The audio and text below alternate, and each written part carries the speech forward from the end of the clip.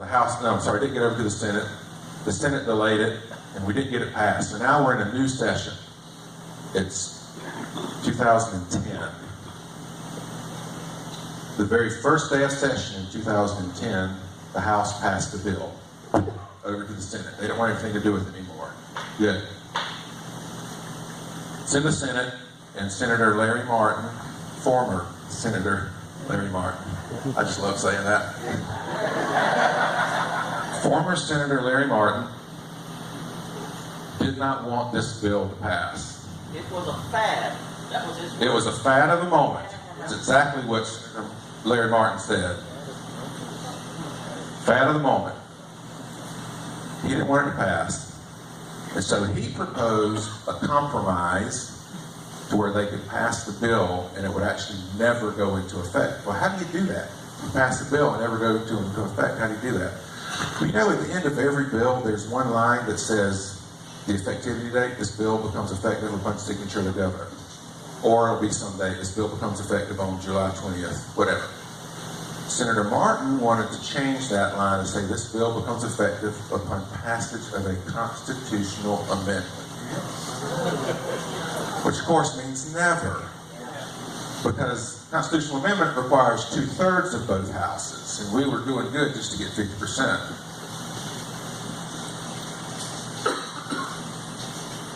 Haley is governor. Oh, you're right. Is it 2010? 2011? Okay, so Haley's governor. She's the champion of roll call. It's what she ran on to become governor. It's what got her elected governor. She's not going to compromise, right? No way.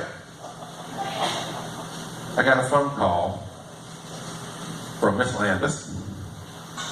She had just received a phone call from a friend who was at the governor's mansion, who had just heard from Trey Walker, who was the assistant, I forget his title. Anyway, he was something in the governor's cabinet. Check out my Jake Knox glasses. Check my time. This friend had just gotten a call, or had been at the governor's mansion, talking with Trey Walker. Trey Walker had said, we've got it taken care of. Roll call is going to get passed. It's my job, Trey Walker, it's my job to show the grassroots what victory really looks like. So, of course, our friend, so what do you mean, show them what victory looks like? Well, victory means, accepting the compromise. Oh yeah. The compromise that would mean it never actually gets implemented. Because see, the governor didn't think that we had what it took to actually pass the bill. And she needed a victory. And so the victory was passing the bill that would never actually get implemented. And she would be able to go on the news media circuit and say that she had a win, say that they got roll call voting passed, even though it never gets implemented. So, Ashley calls me, tells me this is what's in the offing.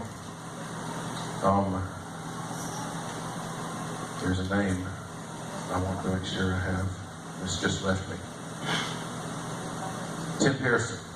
Tim Pearson was Haley's chief of staff. And so, just, if you remember, Haley was my representative. I had a relationship with her, a friendship. And I knew Tim Pearson. Because Tim Pearson was running her campaign. I was helping her on her campaign. I had her come to events, donated to her, asked people to donate to her. So I knew Tim. Tim and I were friends, had his personal phone number.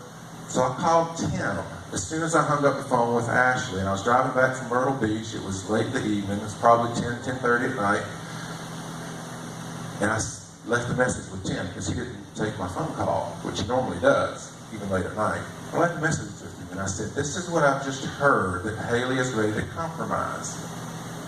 If it's not true, call me. Because I'm going to be sending an email out in the morning letting all of our people know. He didn't call. And it was actually about 2 days later that I sent the email out, because it took me a while to figure out how to frame it, because you see, Haley was the champion of roll call. How could I now accuse her, believably, from a friend who didn't want to be named, that she was ready to compromise on our deal? And so I wrote it, basically it said, hey, Haley's under a lot of pressure from, the insiders, and she needs our support to stay strong. Give a call to her office and say that you support her, never compromising. She needed to understand where she stood and where we stood. A lot of phone calls went into the governor's office. A lot.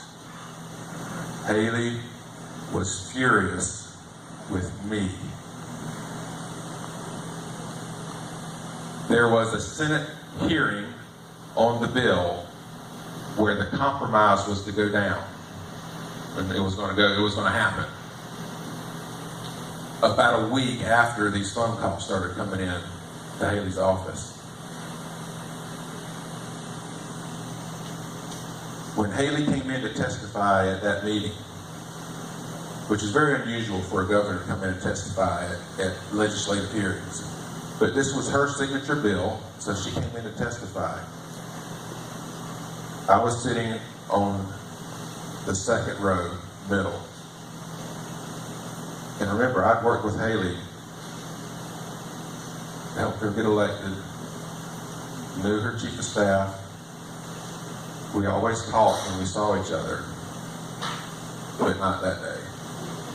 She and Tim Pearson walked in and sat right in front of me, never turned around, and she got up to testify where she was planning to testify for the compromise. And I'm going to tell you, she gave the best testimony you would ever want to hear about how the bill needs to be passed as written, with no compromise. The people won't accept anything but exactly the way it's written. And that's what the Senate did eventually. It took a while, but they did. And we got roll call voting. So that today, your representative can't vote to pass a law and then tell you that they didn't, and you would have no way of proving otherwise. Now, what's important in this story? And I'll tell you this story because there's several things that I need to point out. One is, it's important who you have sponsoring legislation.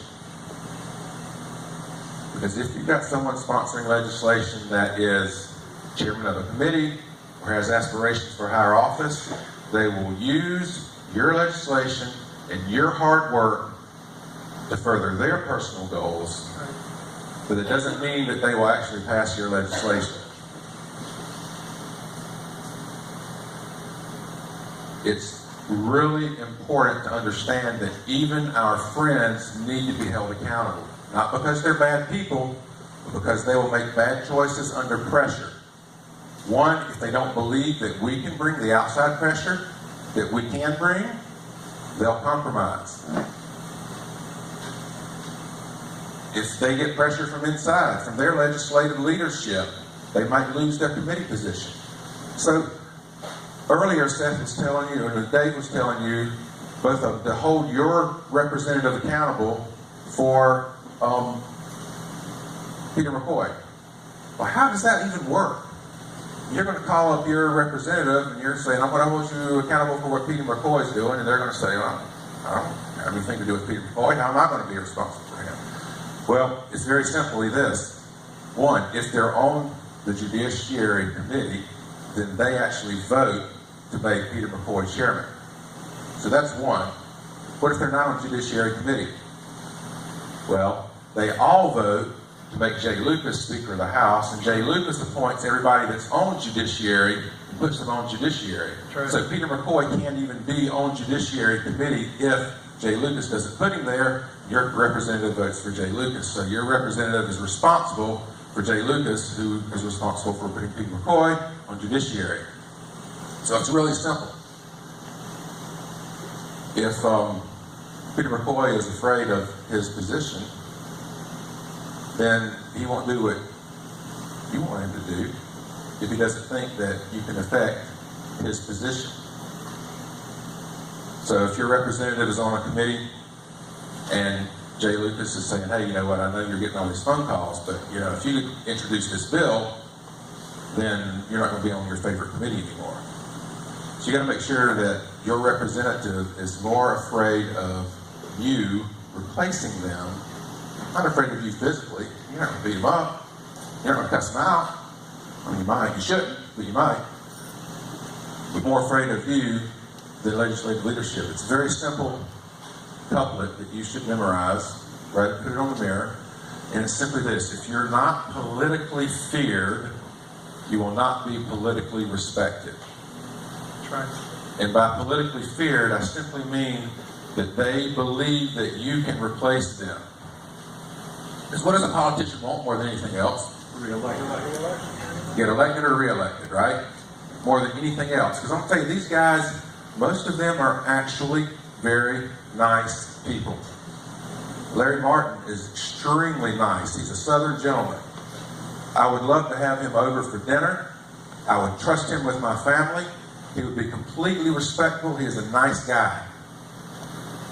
He's just terrible on guns. He's terrible on roll call. And he needs to be replaced. They've got to believe that you're going to replace them. So what do they want more than anything else? They want to be reelected. Let me see what time. All right, I'm going to do something really quick to help you understand how it's possible for us, very small group of people. We got a lot of people here, but if you look at 5 million South Carolinians, we're actually pretty small. And even at the height of the Tea Party movement, there were 90-something different Tea Party groups in South Carolina. But compared to 5 million people, that's pretty small. Still, very small fraction of the state. And the Tea Party movement had a lot of power. We forced the politicians to pass roll call voting, which they didn't want to do. How in the world can a small group of people actually affect politics? And I'm going to show you real quickly. I'm going to set up an easel, and I'm going to draw